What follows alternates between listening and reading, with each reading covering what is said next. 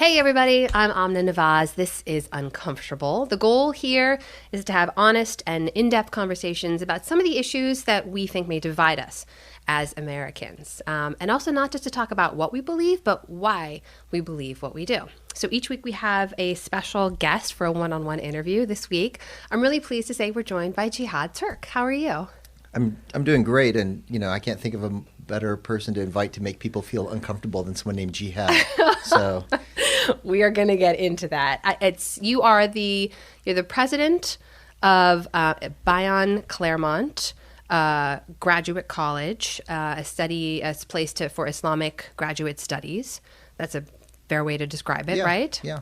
We're going to get into why the school was started and what it is you teach there.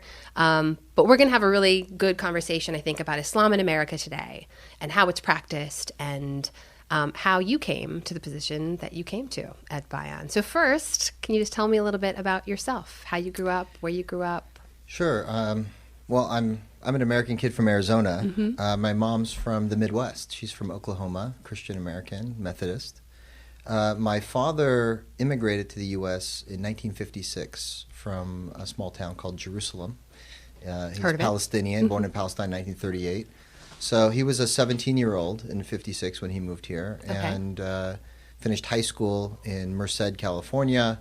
Eventually met my mom. They got married, moved to Arizona, where I was born and raised. I have 4 siblings, and we grew up in a really small Muslim community. It was really, there wasn't really a mosque. My dad kind of formed one at a house and told us we were Muslims, but he didn't really have a lot to offer us growing up religiously because he was so young when he came, and he didn't read books about Islam. He was just kind of through osmosis kind of picked it up as a kid in Jerusalem, and so.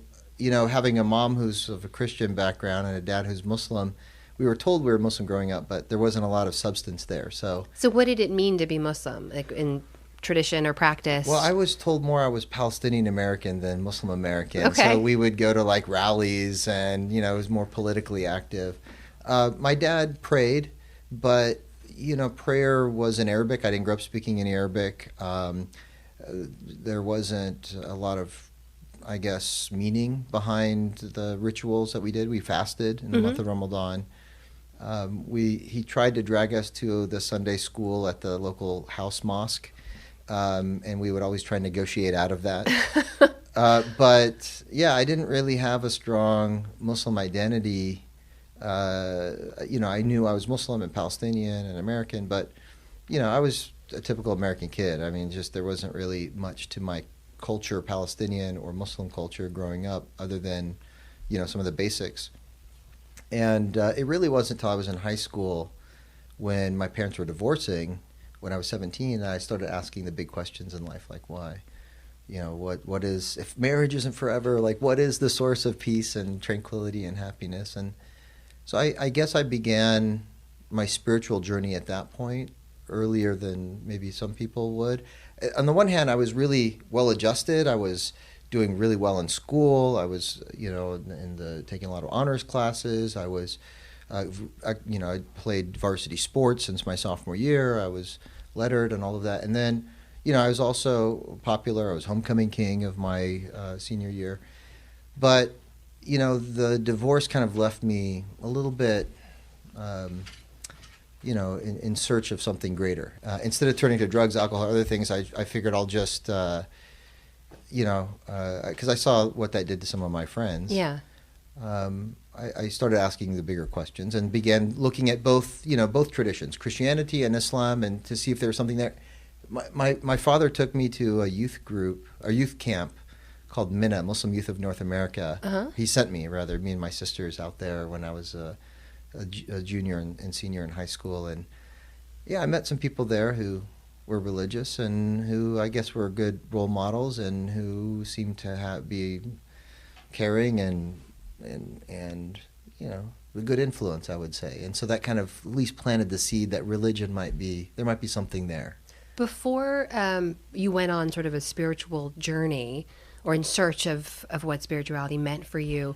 You said something in an interview that caught my eye, which is that most people when you were growing up didn't call you Jihad. They called you Jay.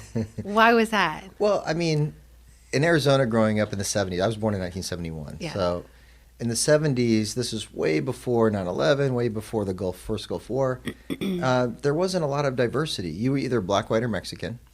And so I was always out in the sun playing sports and whatnot. So I was darker than I am now. I'm kind of olive-y now, but I was pretty dark growing up. And so people just assumed I was Mexican, and Jihad must have been an exotic Mexican name, Jihad or something. But it was still kind of unusual. And so my classmates, my teammates called me Jay. And I remember I must have been 7, 8, 9, something like that. And I was playing soccer, and the roster came out, and it said Jay, Turk. And my father, who didn't always go to my games, but he went to one, he got the roster, and he looked disappointed, like, really? And he went home, he crossed it out, he made dittos, which are like photocopies, and he went back and he passed it out to all the parents at the next game. I was mortified name. with the corrected name. Like, he crossed it out and wrote Jihad, and I'm like, Dad, what are you doing? You're embarrassing me. He goes, no, your name has a great meaning, and I chose it for a good reason. It means the struggle to do the right thing, and it might be unusual or unfamiliar for people, but it's worth that extra effort. So I've always been kind of proud of my name ever since then. And so even though he embarrassed me in that one moment, I've always gone by Jihad ever since then. Although at that age, it's really easy for parents to embarrass their kids. Yeah. Right? It could have been any number of Just things. giving them a hug in public was embarrassing enough. Yeah. You mentioned this spiritual quest that you then go on as a teenager. Where does that take you? How do you do this? So I did my freshman year at Arizona State University, and I asked my dad what I should study going to college, and he said, it doesn't matter what you study in college. You're Palestinian. You're going to go to business. So he wasn't very helpful. But I was really good in science and math, and that's kind of the way my brain works. And so I started out engineering, and I was doing quite well. But I was, in addition to the engineering track courses, you take electives, general ed courses, and I was in this spiritual journey, right? So I was trying to take courses on philosophy and religion and this and that. And Arizona State now has a great program, but at that time it didn't really. It was ranked number 1 by Playboy magazine as a party school, but it was not like a great academic institution back in 1889 when I started. So, I just was not. I mean, they had some courses on philosophy, but they didn't have anything on Islamic philosophy. They had one course on Islam that was taught by someone who hated Islam. So it was very uncomfortable being in that class. I tried taking Islamic, history of Islam in Spain or Islamic history. They didn't offer anything, even Spanish history, because Spain was ruled by Muslims for about 800 years. I go to take the course, and it says Spain starting in the year 1492, the year that Columbus sailed the ocean blue, but also the year that the Muslims and Jews are kicked out of Spain. So it was a little bit, I felt unfulfilled in my quest there. And so I had met somebody from South America who had just come to serve as the local imam in Tempe, near the university. And he had just come back from studying Arabic and doing Islamic studies at the Islamic University in Medina. So he had given me the full scoop about what the program is like and this and that. That combined with a good friend of mine, she had just married an up-and-coming scholar who had moved to Arizona for the year to clerk for the Supreme Court of Arizona for a justice there. And he was an Islamic legal scholar named Khalid Abu Fadl, and he's now at UCLA Law School. But at that time, he was just kind of up and coming and was on his way next year to the following year to do his PhD at Princeton. So I kind of asked him to give me a reading list and to sort of give me a grounding in Islam because I was adrift. Yeah. And after some sort of persistence, he finally agreed and gave me a reading list, and then he started holding a weekly class, just kind of give me the basics, me and some of my friends. So I was doing that on the side and then looking for academic courses to augment, but I didn't have the Arabic language. There wasn't much there at the university. So after meeting this guy who came back from Medina and was telling me, oh yeah, you get a full ride scholarship and you learn Arabic and it's Quranic Arabic and you'll have access to all the sources. I thought, wow, that's great. And so being inspired by that class taught by Abu Fadl to say, wow, there's something sort of tangible, meaningful here. There's some substance. And, still kind of exploring my roots of both Islam and Christianity, but not finding a lot about Islam. Finally, I was getting the window was being opened for me. The door was kind of ajar a little bit. So I said, all right, I'm going to apply on a whim Yeah. to get to study at the Islamic University in Medina, Saudi Arabia, which, it comes with a full ride scholarship, and it was great. And I received the acceptance letter 2 weeks after Saddam Hussein invaded Kuwait in the run up to the first Gulf War. So I was like, yeah, I got this. Wait a second, I'm going into a war zone. And everyone said, don't go, don't go. And I thought about it, and I said, this is a once in a lifetime opportunity. I'm going to a war zone, but no one's going to attack Medina. Medina's kind of a safe place. Right. No one, not Iraq, not the Americans, no one's going to attack Medina. So I said, I'm going anyway. And so I went, and the first semester was fine. That's when they built up all the troops. Yeah. And then during the winter break, January 15th, I think they started dropping all the bombs and, the shock and awe, if you remember back in the day. Mm-hmm. And then, so they closed down the university for a little while. I mean, I stayed with a friend who's a professor in Jeddah, and we had a room sealed because there was Scud missile threat. It was also Right. There was concern that there were gas. Yeah. So we had a gas sealed room and all of that, and every once in a while we'd have to go into that room when the air sirens went off and all of that. So, but anyway, that passed, and then we went back and finished up, and I came back for a second year. And Well, when you were there, in previously talking about it, you said that it was like culture shock compared to the way that you were raised and Islam as you knew it, and the way that you were studying Islam there. What was that like? What was the shock? So I was a little bit prepared because I had interviewed this graduate of the program. Yeah. And, I understood sort of his narrow way of looking at Islam versus the kind of broader, more nuanced, sophisticated way that I was learning from Dr. Khaled Abou-Fadl. Mm-hmm. Wasn't a doctor at the time, but Khaled Abou-Fadl. And so, I kind of was prepared to be focused on learning the Arabic, but not the Islam. But you go there, and, what was striking or shocking to me was here we are studying at an Islamic university. The entire focus was on memorizing things, not understanding, not developing critical thinking, and it wasn't even on character. I mean, they would have 4,000 students. They would take a mid-morning break, and everyone would go rush to the cafeteria and like push and shove and elbow, kind of like you're at the Kaaba, right?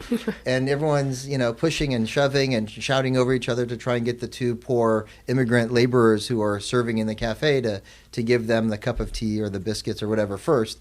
And I was just like, there's kind of a, it's a surreal environment to be studying Islam and something so reverent and all of that. Yeah. But there's no corresponding spiritual development. It's all about the superficial and the letter of the law, et cetera. So I was just kind of there focused on the language, and I brought a stack of books in English because my Arabic wasn't that good yet. But I would study people like Al-Ghazali and other texts that were banned from Saudi Arabia. So you literally had to import. I had to import other scholarship. texts Yeah. to supplement your education there, because otherwise it was just rote memorization. Yes, and I mean I memorized strict literal Quran interpretation. when I was there, not all of it, but Yeah. a tenth of it. Yeah. I memorized other hadith teachings of the Prophet Muhammad. Yeah. I learned law, rulings and their evidence and all of that. So Yeah. I learned and memorized things, but I did not learn any critical thinking skills. I did not really have an in-depth connection to the tradition.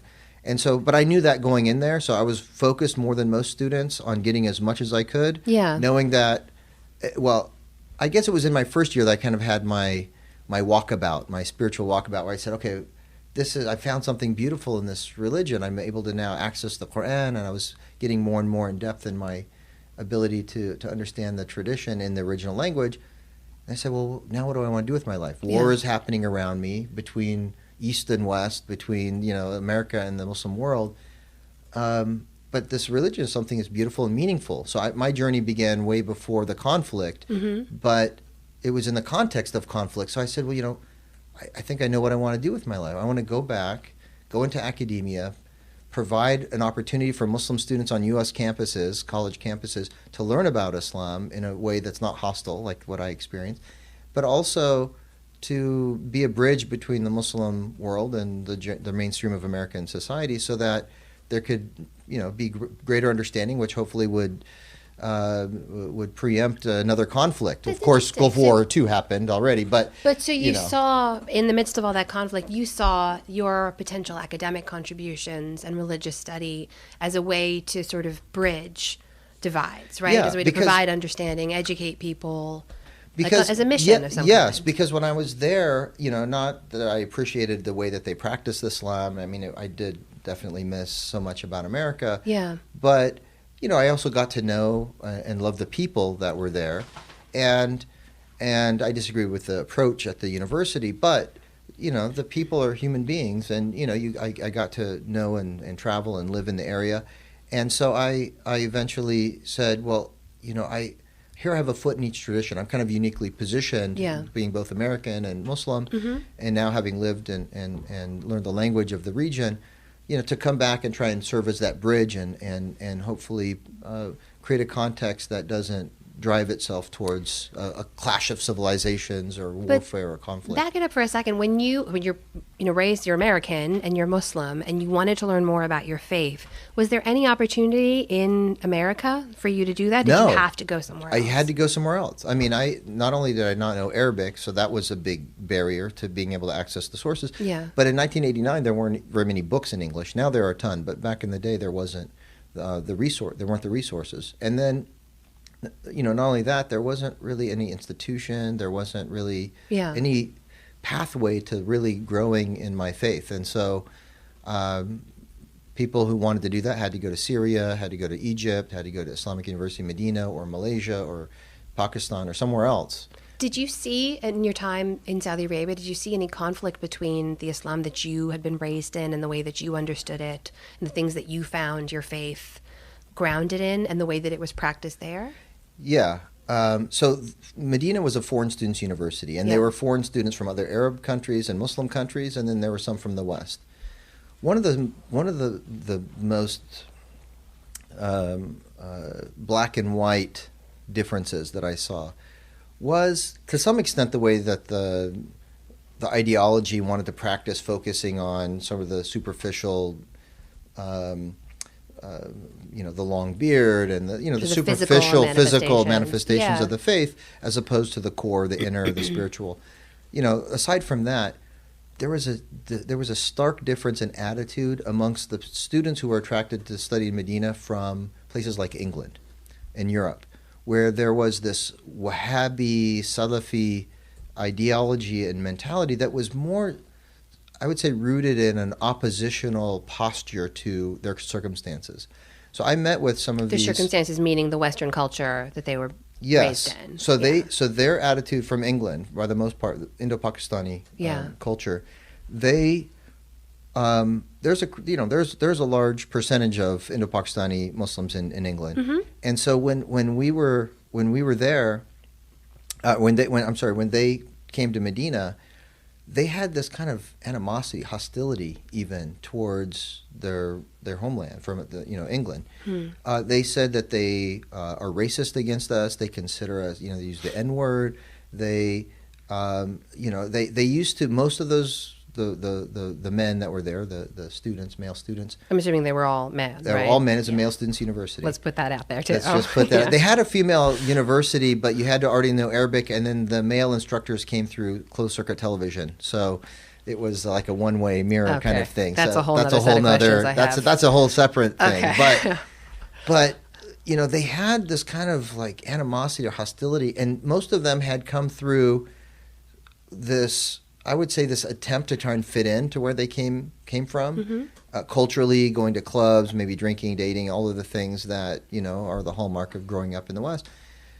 But they still felt like they weren't breaking through, or they were still discriminated or marginalized, and maybe despised. And so the attitude that came through, quite frankly, was that they harbored a hostility or animosity back at their home country. Whereas, I was well adjusted in my American identity, and I was looking forward to coming back and contributing. They just wanted to go back and stand at a nightclub and shame other Muslims that were going into nightclubs, or kind of create a separate or a separatist kind of culture identity back home in England. Yeah. So that was one thing that stood out. The other thing was just generally the treatment of women, or the non-inclusion of women, this kind of being so uncomfortable, rather. What's the name of it? Yeah, okay, I can give you that word if you uncomfortable. want. That's the word. Yeah, that's a. So having extreme discomfort with interacting with women. Yeah. I mean, there's just this very palpable. And what was striking is after the 2 years in Medina, I came back and decided to come and study at Berkeley, which is a better institution than ASU. No offense, Sun Devils, but I said, well, let me since I'm going to go on to graduate school, let me travel to Iran and learn Farsi and learn more about the culture than just studying Farsi in a classroom. Let me go and do an academic year there. So I withdrew from college and did another academic year. It took me 7 years to do my undergraduate degree. So Iran is, you would imagine that it's, harsh in the treatment of women. Women are large and in charge in that country. I mean, I lived in a Persian family home. The woman ran the home. Women are in parliament. Women are in the workforce. Women are in public transportation. And there just wasn't that kind of uptight discomfort in the role that women played in Iran. That you fought, even though that there's kind of this imposition you had to cover, blah, blah, blah, blah, blah. But societally speaking, I mean, in terms of the social dynamic, women are much more integrated in a place like Iran than they are in Saudi Arabia. Saudi Arabia is... It's just so total division. Like women are yeah. invisible. Yeah, no, I've spent time there. It's challenging. It's a challenging place to be a woman. When you came back to the States, though, a completely different social context. Yeah. And you kind of set out furthering your Islamic study here, right? And you were sort of an ambassador of kinds, like speaking to communities outside of the Muslim faith about Islam, like answering questions. Well, at first, what I did was I pursued my degree. So I did, and I also got married. I got married my senior year at Berkeley. And but I pursued my bachelor's degree, and then I went on to Texas, UT Austin for my master's degree and did Islamic law. And then came out to UCLA in 1999 to do my PhD. And I was still just focused on my own studies for a number of years. And it wasn't until 2005, some 6 years into my PhD, which is still not finished. Is it really not? It's still not finished. Yeah, my wife is very patient. It's been 22 years now. So in any case, I was 6 years into the PhD. I was approached by the largest and oldest mosque in Los Angeles, the Islamic Center of Southern California, which is more forward-looking, I would say, than most mosques. They came to me. They said, "We want you to serve as our religious director." And I said, "Well, I'm an academic. I have this other track and the vision, the walkabout, Medina, all of that." Right. And they said, "Yeah, that's great and all, but give it a try." When you say it's more forward-looking, what do you mean? Well, I mean, they've had women on their board since 1952. Yeah. Consistently. They have the chairwoman of the board now. They've never required women wear the hijab to come inside the building, like most mosques have done historically, and only in recent years is that opening up. They've always been involved in interfaith relations and civically engaged. I remember growing up in the mosque, I was told it was haram or, un-Islamic to vote, right? It's like, oh, really? Oh, yeah. It's like, well, voting. To if vote you in vote, like an election. Yeah, it's like if you vote, because there are a lot of Palestinians in the community. They're like, oh, voting is like endorsing the politician who's going to support the mistreatment of Palestinians. Wow. So voting was like a shoot, and being civically engaged is like, oh, that's an endorsement of this corrupt system and blah, blah, blah. So that was actually quite normative back in the 70s and 80s. And the Islamic Center has always been, let's vote and let's be civically engaged and invite the mayor to come and speak at the mosque and work with the chief of police and this and that and but the it's other thing. That was not the norm. That was not the norm. And it's still not the norm, really. It's becoming changing. more normal. But this Islamic Center was way ahead of its time. They used calculation to determine when Ramadan is, the month of fasting, because instead of just like waiting it until the night before and say, did I see the moon? He's like, well, Khawarizmi, calculated all of this 1,000 years ago. Let's just use calculation. So they were ahead of their time in a number of ways. In your role there, you did a lot of sort of community work. Right? Yeah, so you were I out and about answering questions and talking to people outside of the faith. Yeah, so in that role, because they already had kind of the relationships built with the interfaith community, civic society. So I came on, I worked with the youth. I, was giving the sermons and dealing with the community education and broadly speaking. Yeah. But also was highly involved in interfaith relations. And so I was in many ways like a spokesperson for Islam not just to the interfaith community, but oftentimes in media, because LA, we have this little town here called Hollywood. You might have heard about it. So, there's a lot of engagement with media and media production and whatnot. So I would be doing interviews and just generally sometimes working with Hollywood and just doing other things where I'm outward facing, and most mosques are just kind of insular. Yeah, they're kind of just like organizations. They're just the community serving the basic needs, and they can't even do that, let alone go think about going beyond that. Whereas the Islamic Center has always been, let's do this, but it's important that we also do that. I'm curious how you would answer some of the questions that you got, because I'm willing to bet that some of the questions you got then are questions that a lot of people have today about basic tenets of Islam and how you explain things. Like when people would ask you about like Islamic law or Sharia law, what would you tell them? Well, it depends on the context, but generally speaking, I mean, people don't know when they think of Islamic law, they think of cutting of hands and stoning of women and, what they see on the news, right? Yeah. Like, Islamic law is coming to impose, belief, and if you don't believe it, then they're going to cut your head off or something. So that's not Islamic law. So really, I asked the people asking the question, like, what do you mean by Islamic law? And usually it's just those talking points. And I said, well, first of all, the verse about stoning in the Quran? They go, yeah. I said, well, there's no verse about stoning in the Quran. It's in the Bible. And people are like, whoa, wait, what? And so, there's a lot of misinformation out there. There's no verse. I said, the verse about killing Christians and Jews? And they said, of course we do. I said, there's no verse about killing Christians and Jews. They said, but I heard about it a lot. It must be there. And I said, well, where is it? There is no verse. And then they would look and look and they wouldn't find it. And then, I'd say, that verse that says, kill them where you find them?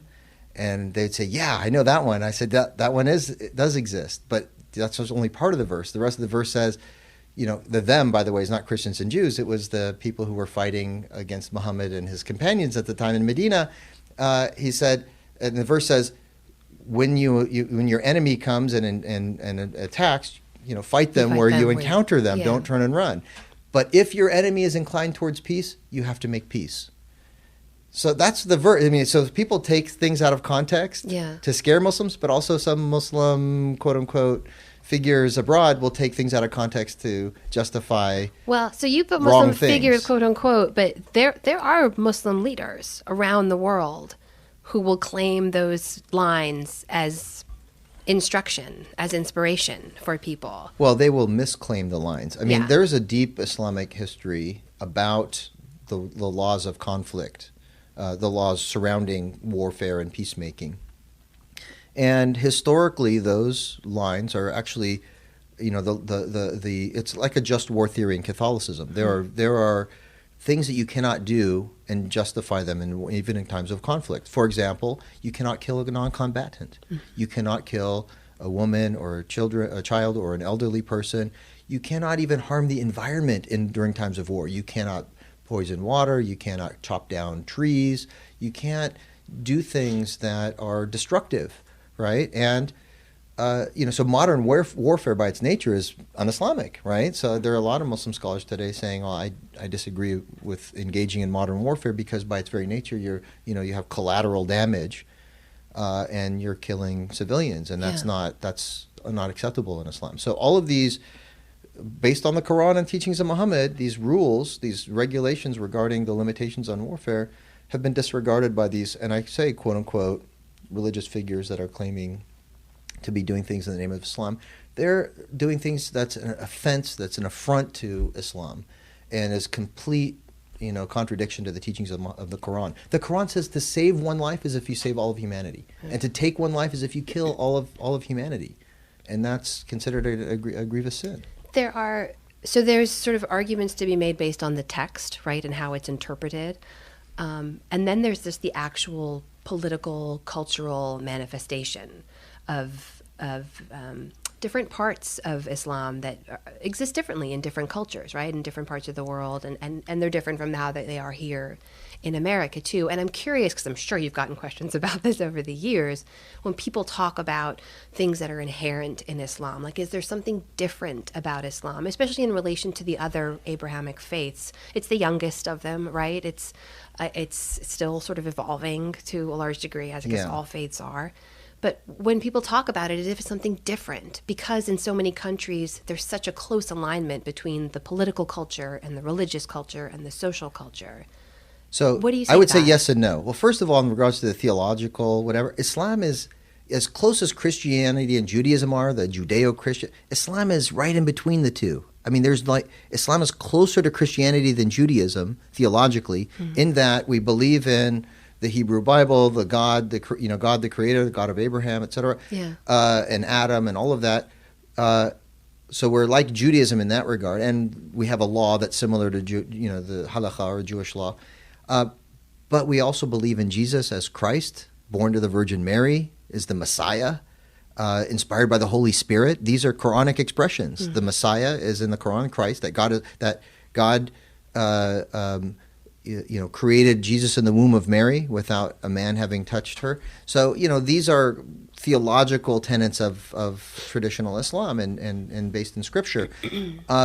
Not something that exists in Judaism. So we have kind of, we're closer to Judaism than Christianity in that there's a strict focus on monotheism, the dietary laws, and so many other practices, even the prayers, Right. very similar to Judaism.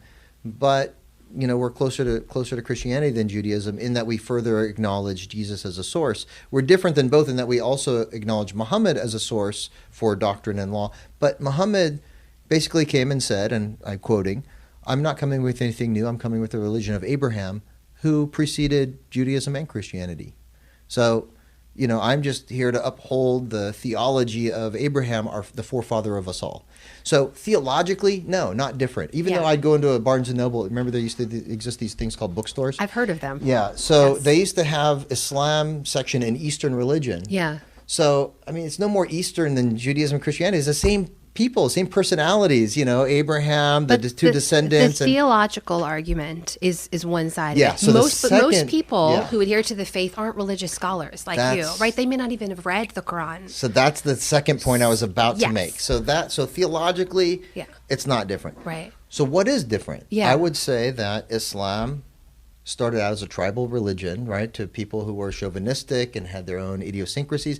And Islam came, quite frankly, as a feminist movement, empowering women in ways that was uncomfortable for the people of their time, giving women the right to divorce, the right to choose who they marry, to divorce, inherit property, things that were denied them before Islam.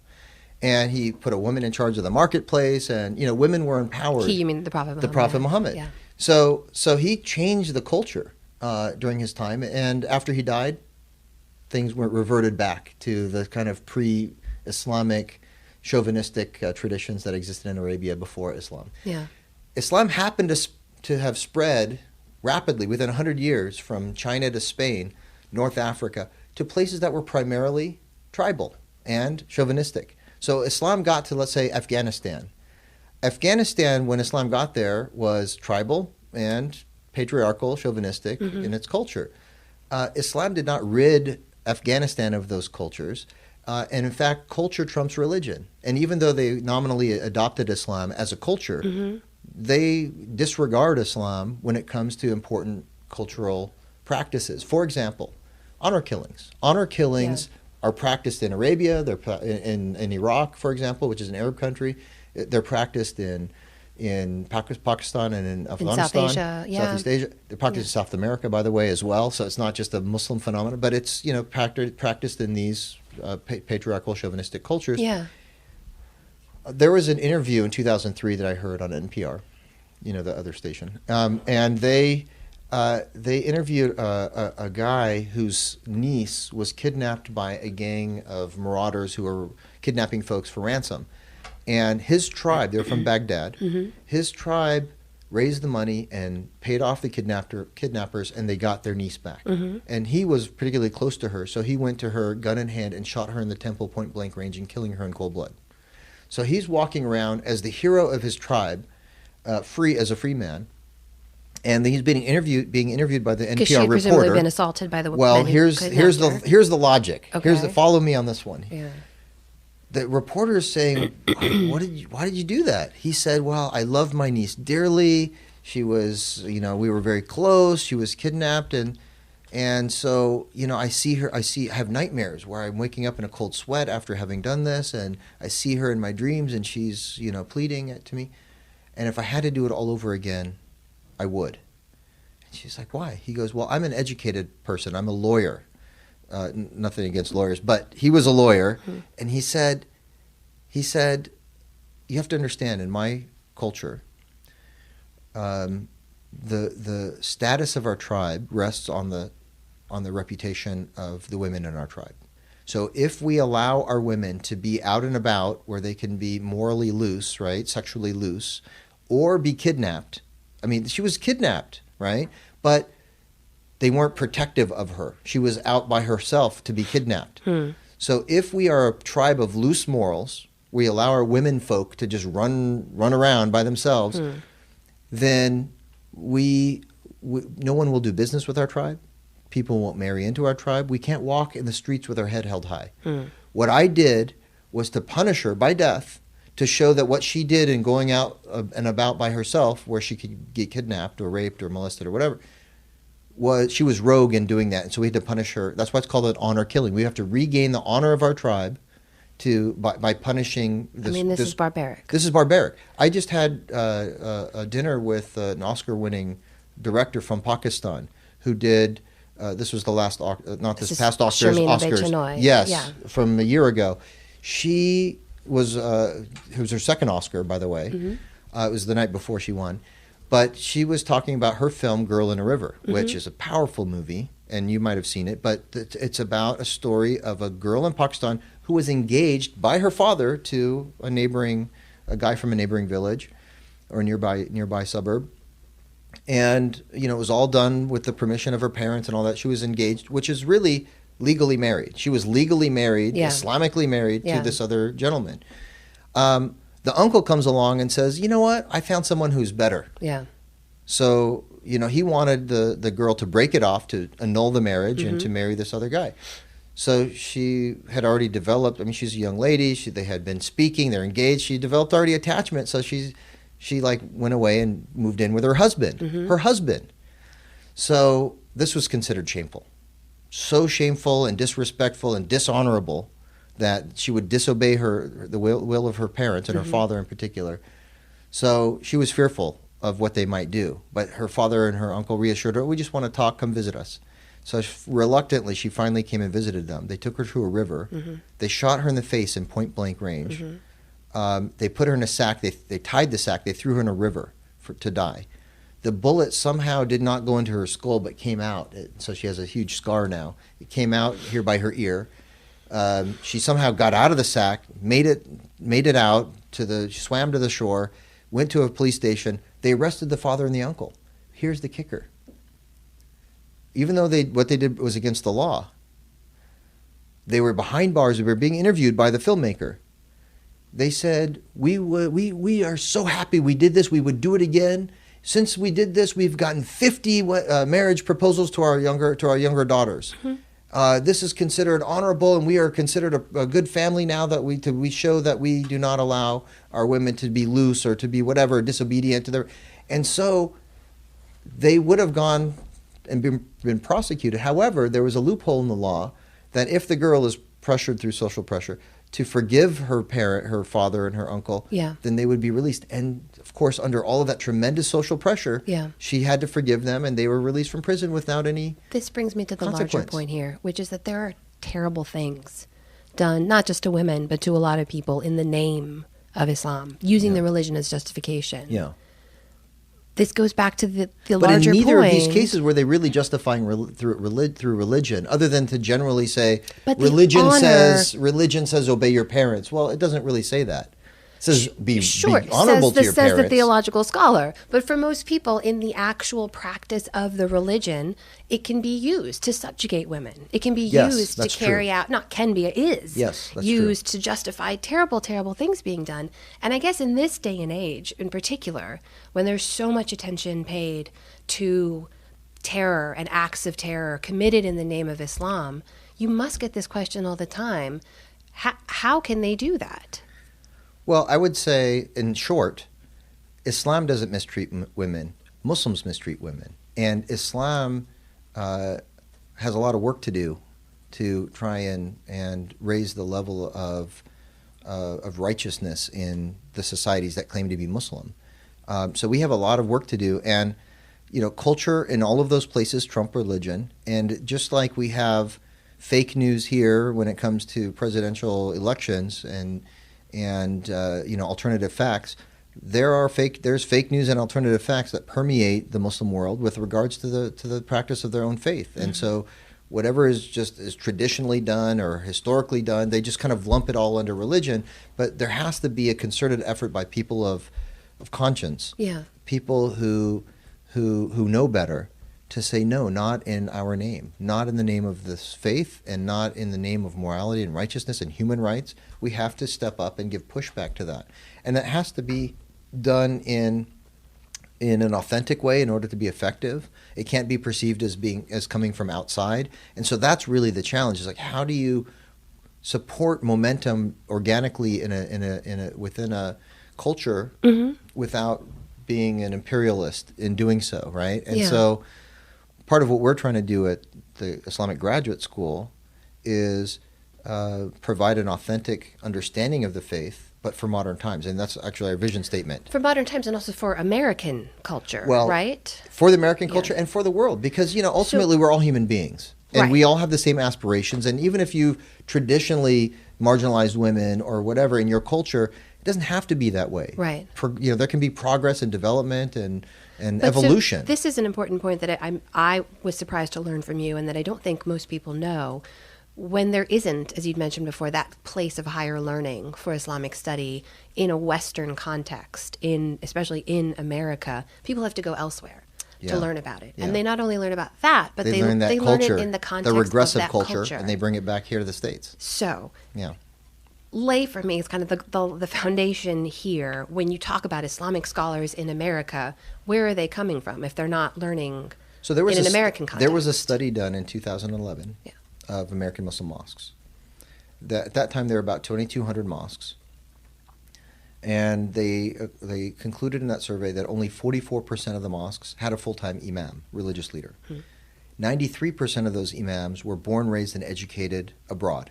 93. Born, raised, and educated abroad. 4% were born and raised here but educated abroad. And only 3% were born, raised, and educated here. And they're primarily in the African-American Muslim community. So we have a lot of work to do. So that ties into to my position now in the sense I was, here I was teaching at UCLA as adjunct, pursuing my PhD, and working as the imam, religious director at this, very well-established mosque here in Los Angeles, a very large community. I was approached by the president of a Christian seminary, liberal kind of mainline Protestant Methodist Christian seminary, back in 2009, and he said, I've been following what you're doing, and I need your help. I said, well, how can I help you? He said, well, I'm brought on to this as the new president to this 130-year-old Christian seminary that is, the student numbers are declining in seminaries, Christian seminaries across the United States, and they brought me on to revitalize the institution and to bring up the student numbers. And I need your help in doing so. I said, well, how can I help a Christian seminary increase the student numbers? He said, well, I have a vision, I think, that will achieve that goal. And the vision is to desegregate theological education. I said, what do you mean? He said, I want to make Christianity relevant by partnering with a Jewish seminary, a Muslim seminary, a Buddhist university, so that our students not only know and understand the other major world religions, but have the skill set in how to cooperate and collaborate across the religious divide for the common good, how to identify the common ground and build on that a better tomorrow. And I said, great. And he said, and I'd love to start by partnering with the Muslim seminary, graduate seminary that's accredited. I said, wow, that's a fantastic goal, but there's one problem. There's no accredited Islamic graduate seminary in all of the United States, let alone here in Southern California. Right. But we need one. The study that had come out actually came out 2 years later, but intuitively I knew that was the context, having traveled and lived in the United States for so long. And so I said, we need one. And I think I can help you create one. I'm an academic and I'm a religious leader. This is kind of combining my two worlds. So I can, as a project of the Islamic Center, create an Islamic seminary for you to partner with. And he said, and this is collapsing about a 2-year conversation into 2 minutes, but he said, we can help you if you decide to do that. And I said, how? He said, well, we'll share with you our 16.4 acre campus and our buildings, our library, our infrastructure, all of that. I said, fantastic. he said also we'll provide the startup funding for the first couple of years because we had a donor that was excited by the idea. I said, wow, that's fantastic. And he said, there's more. I said, what more could there be? He said, we'll give you accreditation. And I said, wait. I'm an academic. I know a little bit about accreditation. You can't give us accreditation. The accrediting body does. He said, yeah, I'm a commissioner there. I know how it works. We can incubate you as a division of our school. And once you're ready, you can split off and take your accreditation with you. So why is this important for the way that Islam is practiced in America? Well, it's to have an American accredited body that offers a higher level of Islamic study. It's huge. What does that mean? It's huge for two reasons. Yeah. For the first reason, it's huge because, we don't know how to do religion in the Muslim world that's free from government interference and manipulation. So everyone in the media, separate from like political ambition. Everyone in the media thinks that the Shias and Sunnis are at war. It's really Saudi Arabia versus Iran, and it has to do with oil.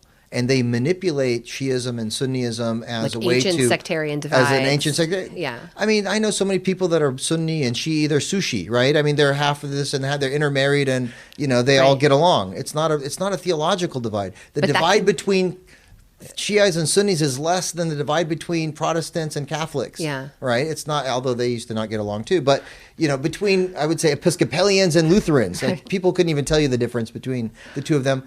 99% of the theology is the same between Sunnis and Shias. I lived in Iran. I lived in Saudi Arabia. Yeah. Both places that are, struggling in this conflict and promoting the sectarianism. It's more about economics. It has to do with culture. It has to do with political power and forms of government, right? Saudi Arabia has a minority population of 15% that live in the area where their oil comes from. They don't want their minority Shiite population to be inspired by the Iranian Revolution of 79 to take over their bread and butter, right, where their oil comes from. But so they are States, persecuting those minorities, and they are promoting this anti-Shiite rhetoric, and then it results in arming the different factions and bombing Yemen world, and in a lot of Syria places, and Iraq and everywhere else. Yeah, in a lot of places where the religion and the political hierarchy are basically the same thing, right? Or like one is used to justify the other. They control their state-run institutions. Islamic University of Medina is owned by the Saudi government. Al-Azhar in Egypt is a division of the Ministry of here in Religion. America. Yeah. You think that there's a possibility for Islam to sort of come into its own in an American context with imams that are actually trained here? Yes, and that's why it's so vital. Like we have the complete freedom here. We have the First Amendment, and we also have the Establishment Clause in the Constitution. Yeah. That the U.S. government cannot favor one religion or another and promote the establishment of one religion over another. Yeah. So we have complete freedom to allow Islam to manifest itself in a way that's true and authentic and can speak truth to power and can whatever, and not be embarrassed or shy or timid about confronting U.S. domestic or foreign policy or foreign governments. But here's the thing about Islam in America, too, is that I think it's basically half of Muslim Americans regularly attend some kind of prayer service, right? I would say it's less than that. I think it's more like 20%. It's a little, okay, I think the latest actual study I saw was less than half, but generously, let's say half, a little less than half of people. But so fully half, more than half, aren't actually influenced by religious leaders or scholars of any kind. And there are, let's be honest, there are undeniably things done, like crimes committed in America in the name of Islam. Things like honor killings and forced marriages and female genital mutilation. Things that people use the religion to justify, either because they've imported the cultural context from somewhere else or whatever their belief system is. Does the Muslim community here need to do more to recognize that, to speak up against that? Those are things that are in absolute contrast to core American values, right? Yes. So how do we address that in our own community? Well, I would say that you're right. 2/3 of our community are immigrants or the children of immigrants. The other 1/3 or 1/4, I would say, is, according to Pew, African American, coming through the Nation of Islam mostly, but from the African American demographic here in the United States. People like Malcolm X, Muhammad Ali, they're part of that demographic. Kareem Abdul-Jabbar, Dave Chappelle, although he's not wearing his religion on a sleeve. I don't know if you've seen his recent comedy show. But the point that I'm making is that those that came as immigrants came from, I mean, we have over 80 different nationalities at the Islamic Center of Southern California alone. Right. They come oftentimes from those cultures. They bring their culture with them, and they practice, to them, to be religious as they're thinking back home in the village what the local imam would do, right? That's what true, authentic religion is.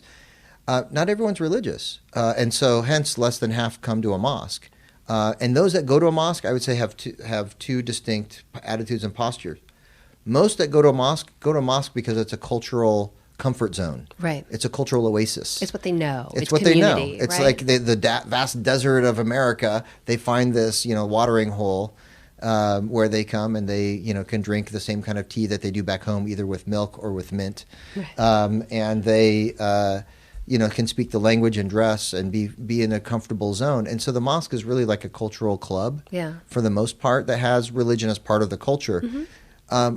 I would say overwhelming majority of mosques are ethnocentric, divided by that ethnic group. So we have in LA, we have a Bangladeshi mosque, we have a Thai mosque, we have a Fijian mosque up in the Bay Area, we have Iranian mosques and Afghan mosques and, Pakistani mosques and Arab mosques, et cetera, et cetera. So you could break it down.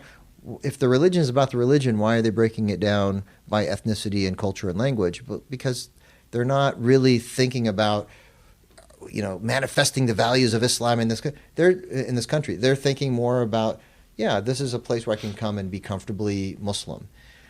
That's overwhelming majority of mosques, and there are probably 1 million people who go to mosques and have that attitude. Mm-hmm.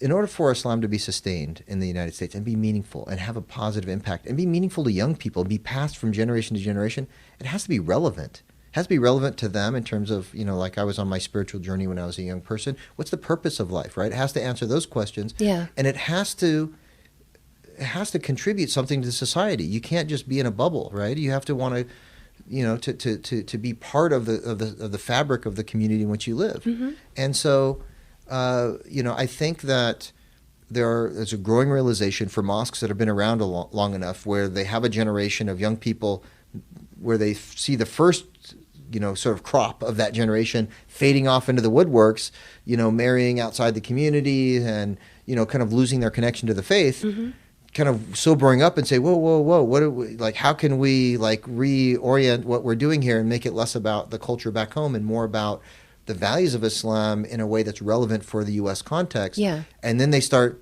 looking for an imam who gets it and who can relate to their young people. Mm-hmm.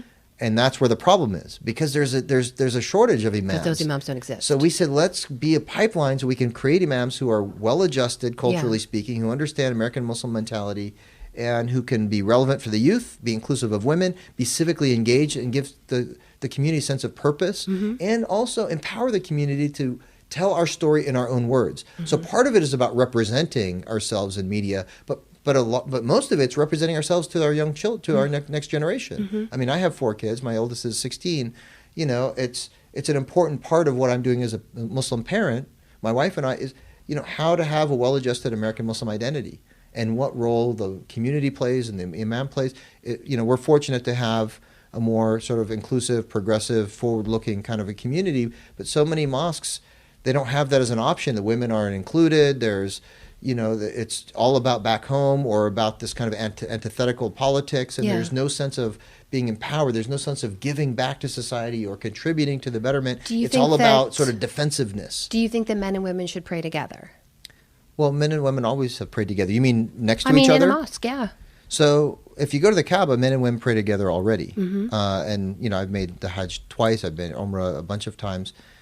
Women and men are mixed together, and by the way, going around the Kaaba is a form of prayer. Without and going to Saudi Arabia, which I'm not going to do on a regular basis. Yes, you don't make your 5 daily prayers at the Kaaba? I don't. Shame on you. No. All right, but look, the fact is that in most American mosques, whether it's because of the cultural tradition or not, men and women pray separately. Yeah. So I would say this.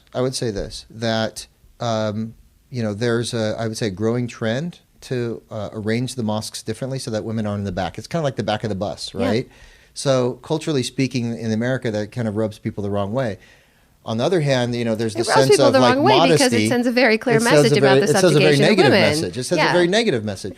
But at the same time, some women don't feel comfortable. Some women, and I'll tell you a story. When I was the imam at the mosque, I spent 2 years trying to rearrange the prayer space in the daily, in the mosque itself, so that the women would pray next to the men. Mm-hmm.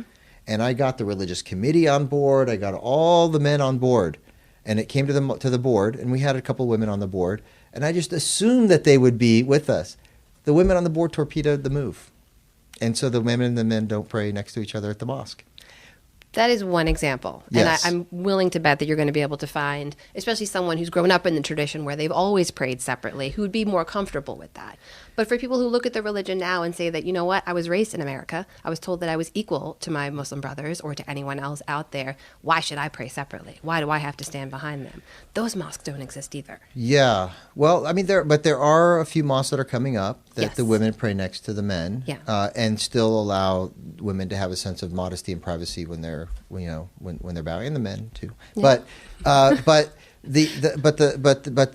I agree that there is a symbolism there, and it doesn't need to. They shouldn't be behind a barrier. There should be a greater sense of inclusivity of women in leadership roles. My mentor, the late Dr. Hassan Hattout, just before he passed away, he invited me to visit with him at his home, and just a few days before he passed, and I was the leader at the Islamic Center, and I said, "What advice do you give me in my leadership role?" He was a very deeply spiritual person and learned person, and he said two things, two pieces of advice. The first one was, he said, be in service of humanity, and eventually you'll be known for what it is that you do by your deeds. So lead the community in being in service of humanity. He said the second thing is, have women be at the heart of the community, because it's important that women have that leadership position. They're the ones who are going to be the glue that really holds the community together and propels it forward. So I've always taken that advice to heart very seriously. The Bayan Claremont has a chairwoman of the board. The chair of our academic committee is a woman. We have about equal numbers of male and female students. Do you really? Yeah. But, yeah. Yeah, I think we might actually have a few more female students than male students. Mm-hmm.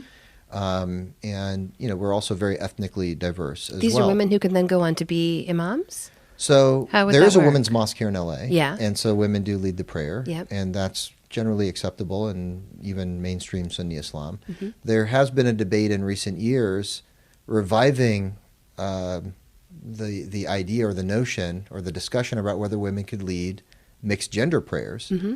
And this is based on actually prophetic tradition at the time of Muhammad. There's precedent in which he assigned a woman, Waraqa, a mu'adhin, someone to call the prayer, who is a male, and told her to go lead her dar, which is like her household, her neighborhood. Mm-hmm. It could be something really small or really big. So even the traditional scholars who would be opposed to this, they acknowledge the authenticity of this report. Mm-hmm. So there's precedent of a woman leading a mixed prayer. But they debate as to whether dar just meant her family, and the age of the mu'adhin, either he was a little boy or an old blind man or something. Yeah. Right? They try and somehow dismiss this as not really being a precedent for women leading mixed gender prayer. Mm-hmm. So nonetheless, that report exists. And if you want to take your religion seriously and not be too committed to just whatever you're familiar with culturally and how long it's gone back and in terms of the historic precedent and practice, but you want to take the religion seriously and the sources of religion seriously, there's some serious precedent there. And Amina Wadud has kind of led an effort, and she received a lot of pushback as a result of that, even some death threats. But I think we have to take religion seriously, and we have to examine the sources, and even if it leads you to an uncomfortable conclusion, there's some legitimacy in those who hold that position. So it's something to be discussed because it's there in the books. You worked the podcast title into your sentence there. I feel like that's I'm full a pro. circle. I teach a course on public speaking and interviewing media. So this is like I'm trying to hit all of the markers that I tell my students to hit. So I appreciate that. I appreciate your dedication to it. This was a fascinating conversation. Thank you so much for participating in it. Thank you. Yeah, I one last thing if I could add. Please. If I could add. We recently worked with the family of the late boxer Muhammad Ali and have announced that we are launching the Muhammad Ali Scholarship Fund to support imams and female leaders within underserved communities, who are working in underserved communities, to get a full ride scholarship to get a degree in Islamic Studies and Leadership at Bayan, education, or even chaplaincy. So we just launched that a few weeks ago, and we're raising money on the one hand, but we're committed to supporting 20 full ride scholarships, which is $800,000 worth of scholarships. Wow. Yeah. So we're very excited. That's about that. an incredible legacy. Yeah. For the family to leave behind. Yeah. Jihad Turk, thank you so much for being here. You're welcome. Thank you for having me, Amna. Thank you for listening to Uncomfortable. If you like what we're doing, take a minute, leave us a rating and a quick review. It helps others to find these conversations, and we really just want to hear what you think. Plus, we've made it easy. Just click on the link in the description of this episode. If you have an idea for a show topic or a guest, leave it in the reviews or tweet at me at Nawazistan. That's NAWAZISTAN, or use the hashtag UncomfortableTalk. Uncomfortable is a production of ABC News. New episodes post every 2 weeks on Tuesday mornings. I'm Amna Nawaz. Thanks for listening.